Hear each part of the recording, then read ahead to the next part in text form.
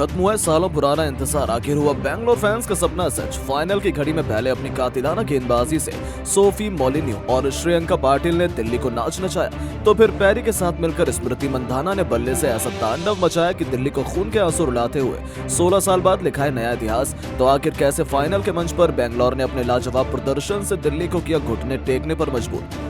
कैसे स्मृति मंधाना और पैरी की कातिलाना बल्लेबाजी से बैंगलोर बनी पहली बार आईपीएल की चैंपियन। इस रोमांचक मैच के रोंगटे खड़े कर देने वाली पूरी हाईलाइट का वीडियो तो हम आपको दिखाएंगे, लेकिन उससे पहले आपको क्या लगता है शेफाली में और मंधाना पैरी में कौन है सबसे खतरनाक खिलाड़ी? नीचे कमेंट करके जरूर बताएं। दोस्तों, बैंगलोर और दिल्ली कैपिटल्स के बीच वुमेन प्रीमियर लीग का फाइनल मुकाबला दिल्ली के अरुण जेटली स्टेडियम में खेला गया, जिसमें इतिहास लिखने का मौका बैंगलोर के पास था। दिल्ली की टीम मजबूत थी, लेकिन बैंगलोर के साथ किस्मत और फैंस का सपोर्ट दोनों था।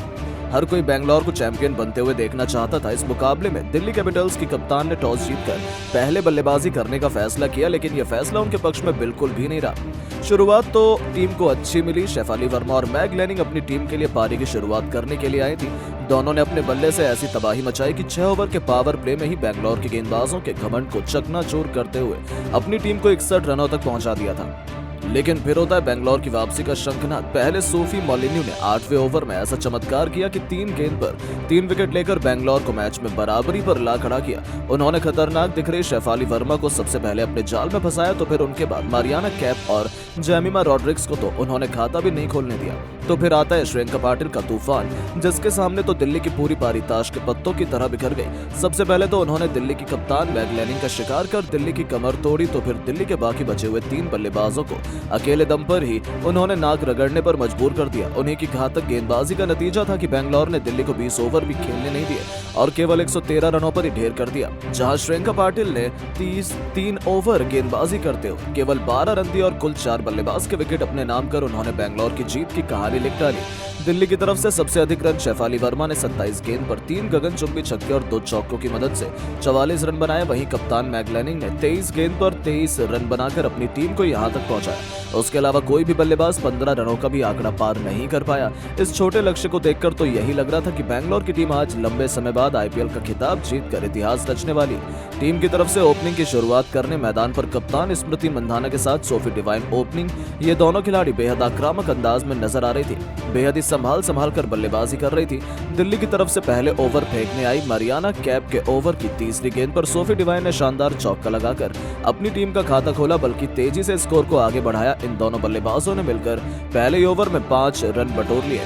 बेहद ही संभल कर बल्लेबाजी कर रही थी। वहीं दिल्ली कैपिटल्स की तरफ से दूसरा ओवर फेंकने आई कैप्सी की शानदार गेंदबाजी का नजारा दिखाया। अपने इस ओवर में केवल 3 रन दिए, एक भी बाउंड्री लगाने नहीं दिया।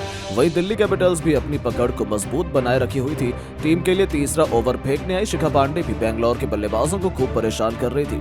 उन्होंने भी इस ओवर में केवल 3 रन दिए। बैंगलोर की टीम 3 ओवर में केवल 11 रन ही बना पाई, लेकिन उसके बाद चौथे ओवर में मंधाना बेहद आक्रामक अंदाज में नजर आने लगी। मैरिजाने कैप की पहली गेंद पर मंधाना ने शानदार चौका लगाकर अपनी टीम के स्कोर को तेजी से आगे बढ़ाया। इसके बाद दोनों खिलाड़ी सिंगल खेलने लगे और इस ओवर में 7 रन बटोर लिए। बैंगलोर टीम का स्कोर 4 ओवर में 18 रन पहुंच गया। ये दोनों बल्लेबाज बेहतरीन बल्लेबाजी का नजारा दिखा रही थी। 5 ओवर में बैंगलोर का स्कोर 20 रनों तक पहुंच चुका था।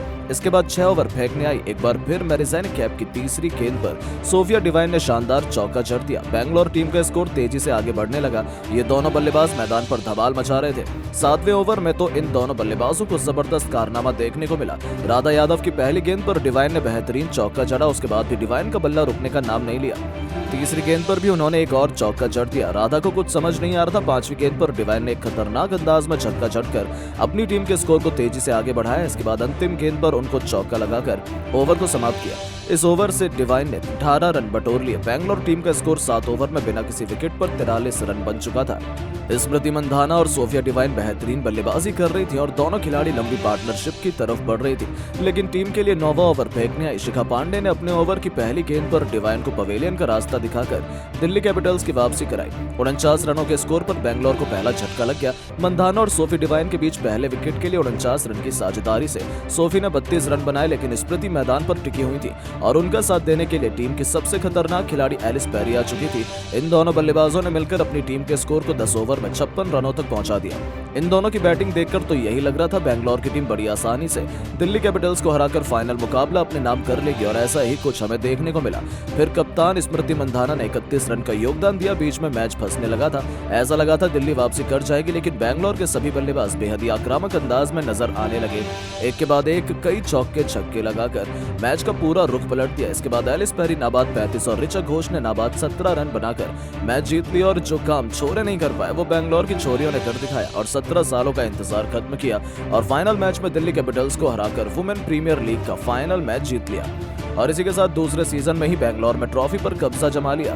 स्मृति मंधाना बेहद खुश नजर आई, वहीं स्टेडियम में बैठे दर्शक भी बेंगलोर की जीत पर खुशी से जश्न मना रहे थे। बेंगलोर का खेमा पूरी तरह से खुशी से झूम रहा था, मानो एक बार फिर हिंदुस्तान में दिवाली मनाई जा रही हो।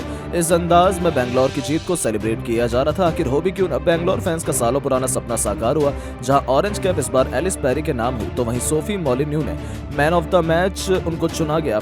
कई बार बेंगलोर के खिलाड़ियों की आंखों में तो खुशी के आंसू आ गए थे। आखिर हो भी क्यों ना, उनकी कड़ी तपस्या का नतीजा था कि आज बेंगलोर चैंपियन बनकर उभरी थी। लेकिन दोस्तों, अब आपको क्या लगता है, इस जीत का सबसे बड़ा हीरो कौन था? क्या महिलाओं की तरह विराट कोहली भी अपने क्रिकेट टीम को इस बार आईपीएल चैंपियन बनाएंगे? अपनी राय नीचे कमेंट बॉक्स में जरूर दें। दोस्तों, वुमेन्स प्रीमियर लीग का फाइनल जिताकर रो पड़ी स्मृति मंधाना, लेकिन अपने बयान में इस खिलाड़ी ने कुछ ऐसा कह दिया ना, फाइनल जिताकर विराट कोहली से लेकर एलिसा पेरी पर और अपने लाखों करोड़ों फैंस पर जिनके लिए ये ट्रॉफी जीते हैं, कि सुनकर दोस्तों इनका बयान ना आप भी इन्हें सलाम करने वाले हैं आज। आखिरकार दोस्तों, भावुक स्मृति मंधाना ने अपने बयान में क्या कहा, आपको उनके बयान का पूरा वीडियो दिखाने जा रहे हैं, लेकिन उससे पहले आप सभी का क्या मानना है? स्मृति मंधाना, एलिसा पेरी और हरमनप्रीत कौर में आपकी फेवरेट खिलाड़ी कौन है? नीचे कमेंट कर हमें जरूर बताइएगा। दोस्तों, वुमेन्स प्रीमियर लीग के फाइनल को जीतकर आरसीबी महिला की टीम ने एक ऐसा कारनामा कर दिया है जो आज तक सालों के इतिहास में आरसीबी की मेंस टीम नहीं कर पाई। आपको बता दें कि दोस्तों, सभी टीमों से लड़ झगड़ कर फाइनल में अपनी जगह बनाते हुए स्मृति मंधाना ने अपनी कप्तानी से आरसीबी की टीम की जीत की दास्तान लिखी है आज। आपको बताया दोस्तों कि अरुण जेटली स्टेडियम में मुंबई को लगातार 2 मैच हराकर आरसीबी ने वैसे ही बता दिया था कि वो क्या कुछ करने के लायक हैं। और इस बार तो जब फाइनल शुरू हुआ ना, तो एक क्षण के लिए भी लगा नहीं कि कहीं से दिल्ली की टीम पीछा करते हुए आरसीबी को हरा भी सकती है। दोस्तों, स्मृति मंधाना ने इतनी शानदार कप्तानी करी और मॉलिनिक्स के साथ साथ श्रेयंका पाटिल ने इतनी खतरनाक गेंदबाजी की, 1-2 ओवर में ही पूरे मैच को पलट कर रख दिया। मॉलिनिक्स ने दोस्तों एक ही ओवर में शेफाली वर्मा, कैप्सी से लेकर रोड्रिगस को आउट कर दिया और उसके बाद श्रेयंका पाटिल ने तो मैगलेनिंग को आउट करने के बाद 3 विकेट और चटका दिया, यानी कि पूरे के पूरे 7 विकेट तो इन दोनों के नाम थे। और 12 रन देकर श्रेयंका पाटिल ने जैसे विकेट्स लिए तो 114 का टारगेट मिला था बस आरसीबी को। अब इसे चेज करते वक्त कैसे भला आरसीबी हार भी सकती थी। दोस्तों, आरसीबी की टीम की तरफ से सोफी डिवाइन और स्मृति मंधाना ने बहुत अच्छी शुरुआत करते हुए 31 और 32 रन बना दिए थे।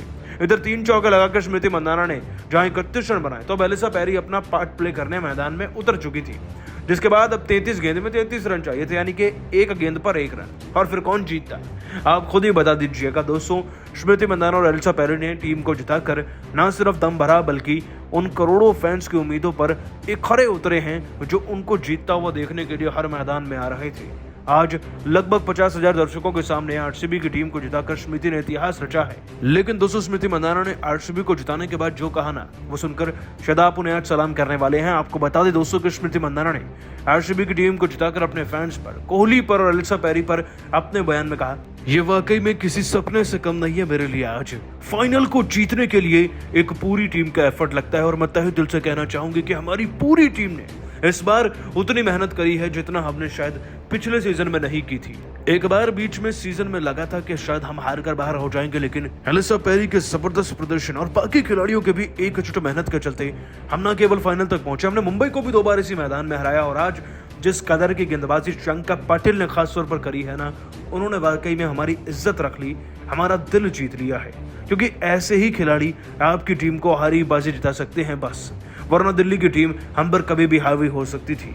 इस जीत का पूरा श्रेय जाता है हमारे उन हजारों लाखों फैंस को जो हर एक स्टेडियम में हमारा समर्थन करने पहुंचे, हमें चीयर किया, हमें सपोर्ट किया और हमें इस काबिल बनाया कि हम फाइनल तक पहुंचने की हिम्मत हमेशा बनाए रखें और फाइनल को जीते भी। वो फैंस ना होते तो हम यहाँ तक ना पहुंचते और जीत भी ना पाते। और एक बहुत बड़ा थैंक यू कोहली भाई को भी, क्योंकि आप सब भले ही सोशल मीडिया पर नहीं जानते लेकिन उन्होंने हमारा बहुत समर्थन किया, हमें फ़ोन्स और मैसेजेस किए और उन्हीं समर्थन के चलते हम इतनी साहस जुटा पाए कि हम फाइनल को जीत पाए हैं। ये ट्रॉफी समर्पित है विराट कोहली, एलिसा पेरी, उन करोड़ों फैंस को जो हमारा समर्थन करते हैं। बस ऐसे ही अगला सीजन भी जीतना है। दोस्तों, स्मृति मंदाना कितनी निस्वार्थी कप्तान है, आपने उनके बयान से सुन ही लिया होगा, लेकिन आप सभी इस कप्तान की कप्तानी को 100 में से कितने नंबर देंगे आज नीचे कमेंट कर बताइएगा और सब्सक्राइब कीजिए हमारे चैनल को। धन्यवाद।